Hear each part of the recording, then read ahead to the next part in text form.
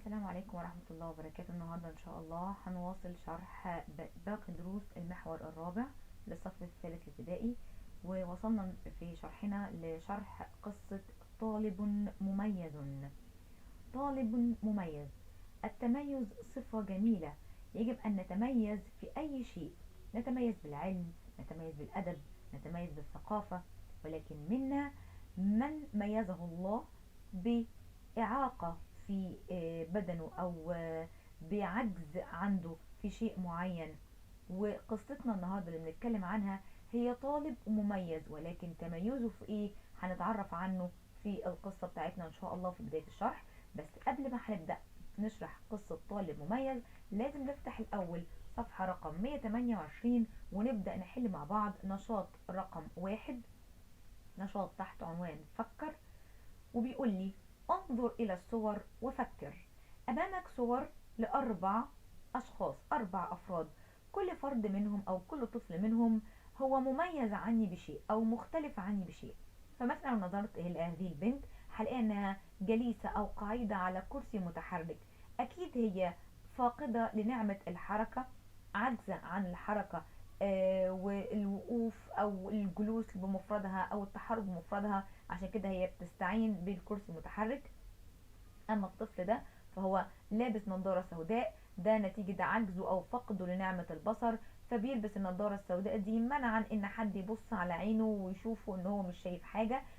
هو بيمسك في ايده العصا الرفيعة دي عشان يتحسس بيها الطريق او اي حجر امامه يقدر ان هو يتفاداه وهو ماشي.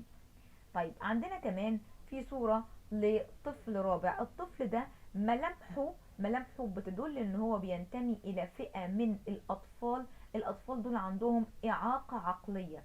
لو بصيت لشكله هلاقي ان بنسميه اطفال مغوليين، يعني اطفال عندهم اعاقة عقلية، عقلهم ما بيقدرش يحسب عمليات عقلية او عمليات حسابية كبيرة، او نقدر يفكر او يتصرف في موقف كامل بمفرده. عنده الحركة تمام ولكن العجز عنده في العقل. اما البنت دي فالاعاقة عندها لو بصينا هنلاقي ان هي لابسة سماعة في ودانها لان عندها العجز في السمع. فالاطفال دول، هل هؤلاء الاطفال مختلفون عنك؟ اكيد طبعا، لو انت ربنا انعم عليك بكل النعم دي يبقى هم مختلفون عنك. طب وماذا تعرف عن هذا الاختلاف؟ ادينا صنفنا الصور وعرفنا ايه الاختلاف اللي ما بيننا وما بينهم. طب عندنا مجموعة من الكلمات زي كلمة أريد، وبداية، ابنتي الصغيرة، غير منتبه لما حوله، وكلمة تصميم. ومجموعة من الكلمات هنا هنبدأ ان احنا نعرف معناها في سياق الجملة، وهل معنى الكلمة دي ايه من الكلمات اللي فوق. شعرت بالخجل في بادئ الأمر، شعرت بالكسوف بالخجل في بادئ الأمر. ما معنى بادئ الأمر؟ هل أريد الأمر ولا بداية الأمر ولا ابنتي الصغيرة الأمر؟ طبعا أقرب معنى أنا شايفاه دلوقتي هو معنى بداية الأمر، فهبدأ أختار هنا كلمة بداية واكتبها مكان النقط، البداية اللي هي كلمة رقم 2. أود اللعب بكرة القدم فأنا أحبها. أود اللعب يعني أحب أو أريد اللعب بكرة القدم فأنا أحبها، وهيبقى الكلمة اختياري هنا هي كلمة أريد. كان صديقي شارد الذهن، شارد الذهن معناه ان ذهنه غير منتبه معي اثناء الحديث، فمعنى شارد الذهن هي غير منتبه لما حوله. قالت لي جدتي يا بنيتي انا احبك. فاضل معايا ابنتي الصغيرة وتصميم. طبعا المعنى الاصح لبنيتي هو ابنتي الصغيرة.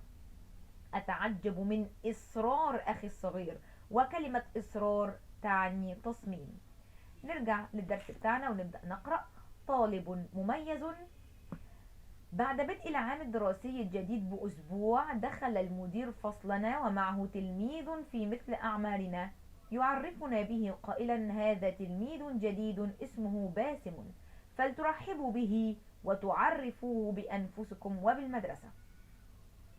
كان باسم مبتسما بشوش الوجه، لكنه يرتدي نظارة سوداء ومعه عصا رفيعة صغيرة. لم نفهم في بادئ الأمر قصته، وعند انتهاء الحصة وجرى التلاميذ على الحديقة رأيت باسما جالسا في مكانه لم يتحرك، فتعجبت وسألته ألن تذهب معنا إلى الحديقة؟ فاعتذر وقال: شكرا لك، أود البقاء في الفصل وتناول الطعام. فتركته وذهبت، لكنني أشعر بأنه مختلف عنا ولا أعرف السر. رقم 3. عدت إلى البيت وكان بالي مشغولا بصديقنا باسم الجديد، فكنت شاردة الذهن وقت الطعام مع أسرتي. بعد الطعام جلست في غرفتي وجاءتني والدتي متسائلة: ماذا بك يا بنيتي؟ لم تتحدثي وتحكي لنا مغامراتك مثل كل يوم. الصفحة اللي جنبها: رددت قائلة: جاءنا اليوم تلميذ جديد في صفنا، لكنه مختلف عنا بعض الشيء، ولم أفهم ما المشكلة. طلبت مني أمي أن أصفه، وعندما فرغت قالت لي: تعالي يا أميرة لأريك بعض الصور على الحاسوب. وبالفعل رأيت العديد من الصور، وأشرت لأمي: هذا يشبه باسما. فابتسمت أمي وقالت: يفتقد حاسة البصر فلا يرى، وهناك غيرهم من يفتقد حاسة السمع، أو لا يستطيع السير، أو يفتقد عضوا من أعضاء جسمه، وهناك من يفتقد مهارة من المهارات كالمهارات الاجتماعية أو العقلية. كلهم أطفال مثلك، بل بالعكس يتميزون أكثر منا، ولديهم القوة والإصرار على النجاح. وأرتني أمي بعض الصور لعلماء وفنانين وأدباء يفتقدون عضوا أو حاسة، لكنهم استطاعوا النجاح والتميز. الآن فهمت يا أمي، سأتعاون مع زملائي لمساعدته والاهتمام به. فقمت بإرسال رسائل لهم، ووضعنا خطة صغيرة للترحيب بباسم، وبالفعل أقمنا احتفالا صغيرا وعرفناه بنا، وقمنا بجولة في المدرسة، ومن يومها أصبحوا من أعز الأصدقاء. ده طبعا لازم أي طفل من ذوي الإرادة وبه إعاقة من الإعاقات الحركية أو الجسدية أو الجسمية أو الحسية، لابد أن نتعاون معه وألا نتعامل معه بطريقة تزعجه. لا، احنا لازم نكون كلنا مع بعض حاسين بمعاناته ونكون معاونين له على أداء حركته. طيب، باسم الطفل اللي معانا المميز ده كان يفتقد لحاسة. ما الحاسة التي كان يفتقدها؟ برافو، كان بيفتقد لحاسة البصر. لخص أحداث القصة في 4 جمل. لو حبيت ألخص القصة في 4 خطوات: بداية، إن جاء إلى المدرسة زميل جديد من ذوي الإرادة وعنده فقد لحاسة البصر. أو ممكن أقول: عرفنا مدير المدرسة على باسم زميلنا الجديد. جاءت الفسحة ولم يخرج باسم إلى الحديقة معنا. رجعت إلى المنزل وأنا شاردة الذهن. سألت أمي وعرفت منها ما سبب إعاقة باسم. ده لما حاولنا نلخص الجملة أو أحداث القصة في 4 جمل. عاوز تلخصها في 4 جمل بشكل مختلف، طبعا أنا مش بكتب إجابات وسايبك أنت بتلخص بطريقتك. عايزك كمان تستخرج من القصة مفرد تلاميذ. تلاميذ كلمة جمع مفردها تلميذ، ومضاد كبير، ومضاد يعني عكس كلمة كبير أكيد صغير. اذكر صفتين لشخصية باسم. أول شخصية في باسم وأنا حبيتها عن نفسي في الوصف إنه كان مبتسما، صفة جميلة، مبتسم واجتماعي كمان. إنه لما أصدقائه شاركوا مع الحفلة واتكلم معاهم متعاون وتعرف عليهم، ما أخدش جنبه ومرضاش إن هو يتعرف عليهم، لا بالعكس، ده متعاون ومبتسم. طب صفتين لأميرة. أميرة كمان شخصية متعاونة، وشخصية باحثة، وشخصية بتحب الغير. دي كلها صفات ممكن أوصف بيها أميرة. عبر للكاتب عن رأيك في أحداث القصة مع توضيح السبب. طيب، قول أنت إيه رأيك في أحداث القصة دي؟ هل أنت لو مكان الأطفال دول في الفصل هل هترحب بباسم؟ إيه رأيك في القصة؟ هل قصة معبرة؟ هل قصة فعلا أضافت ليك، فهمتك نوع من أنواع الإعاقات وإزاي ممكن تتعامل معاها ولا لأ؟ أو قول إيه السبب في كده. السؤال رقم ج، أكمل مما يلي. يود، بادئ، شارد الذهن، بنيتي، إصرار. ذهبت لزيارة جدي وكنت متحمسة لرؤيته، ولكن عندما وصلت إليه وجدته نقط. على فكرة في إجابة السؤال ده لازم أقرأ كل القصة مع عدم حل الفراغات مرة، بعدين أبدأ أقرأ بقى للحل. ما ينفعش تحل من أول مرة أبدا. ذهبت لزيارة جدي وكنت متحمسة لرؤيته، ولكن عندما وصلت إليه وجدته نقط. فظننت في نقط الأمر أنه مريض، ولكنني اكتشفت أنه نقط الاطمئنان على أخيه. فقال لي: يا نقط، هل يمكنك الاتصال به؟ وبالفعل اطمأن على أخيه وجلس يحكي لي العديد من المواقف لأخيه التي بها قوة على النجاح وتحقيق حلمه. يبقى أبدأ. ذهبت لزيارة جدي وكنت متحمسة لرؤيته، ولكن عندما وصلت إليه وجدته يود، ولا وجدته بادئ، ولا وجدته شارد الذهن، ولا بنيتي، ولا إصرار؟ أكيد وجدته. الصفة اللي ممكن أجد بيها؟ وجدته شارد الذهن. فظننت في الأمر أنه مريض. بداية الأمر، الكلمة اللي عندي بها معنى بداية هي كلمة بادئ. فظننت في بادئ الأمر أنه مريض، ولكنني اكتشفت أنه الاطمئنان على أخيه. أنه يود الاطمئنان على أخيه. فقال لي: يا أديني خلصت يود وبادئ وشارد الذهن.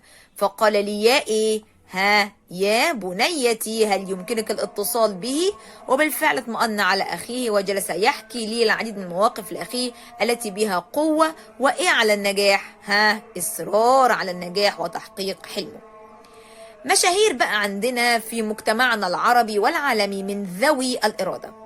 بحثت أميرة مع والدتها عن علماء وأدباء يفتقدون حواس مختلفة ولكنهم نجحوا وتفوقوا. الآن دورك، حان دورك الآن لتبحث وتتعرف إليهم. عندنا هيلين كيلر، توماس إديسون، مصطفى صادق الرافعي، وطه حسين.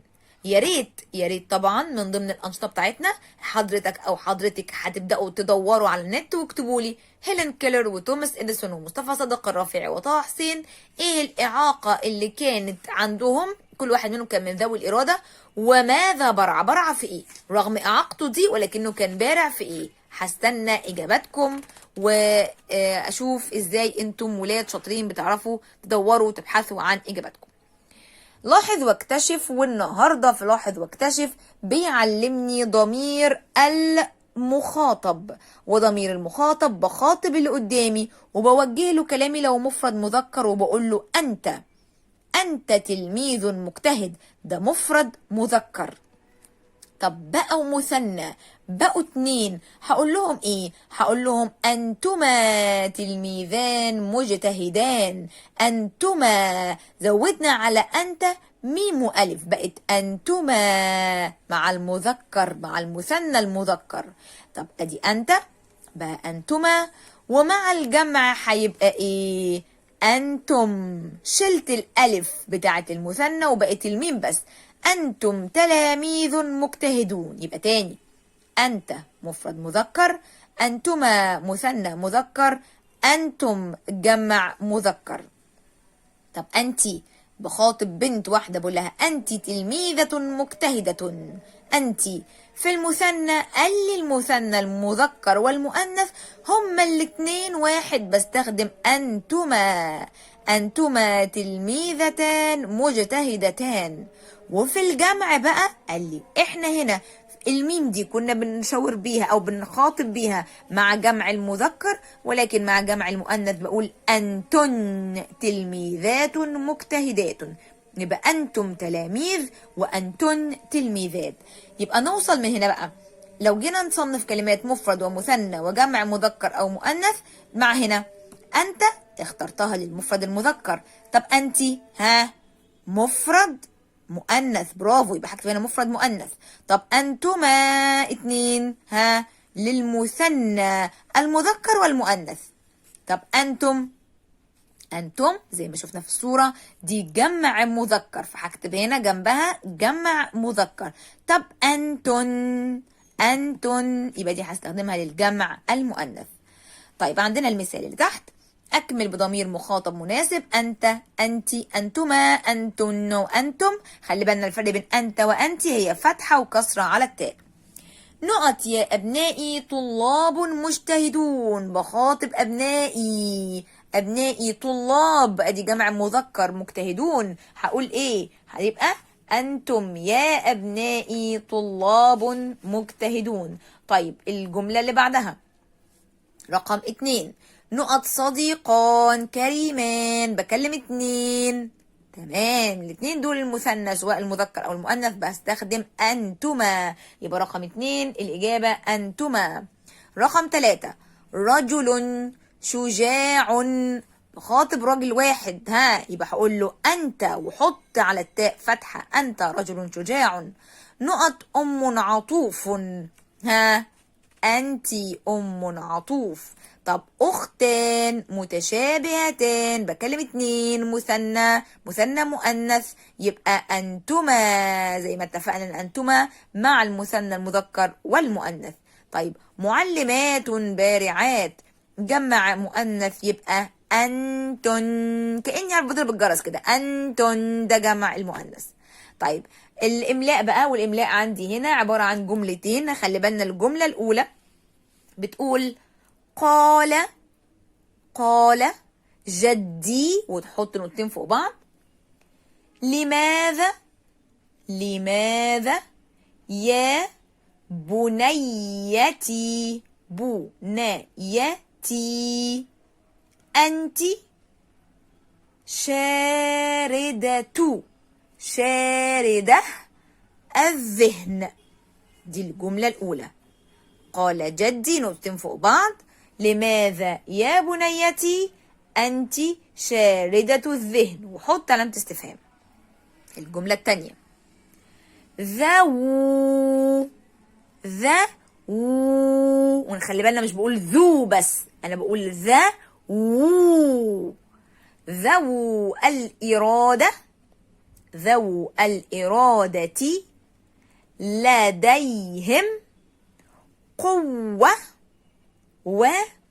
وإصرار على النجاح، وتحط نقطة. وبكده انتهت الجملة التانية وانتهى شرح درسنا اليوم، واشوفكم ان شاء الله في فيديو جديد لشرح باقي المحور الرابع. والسلام عليكم ورحمة الله وبركاته.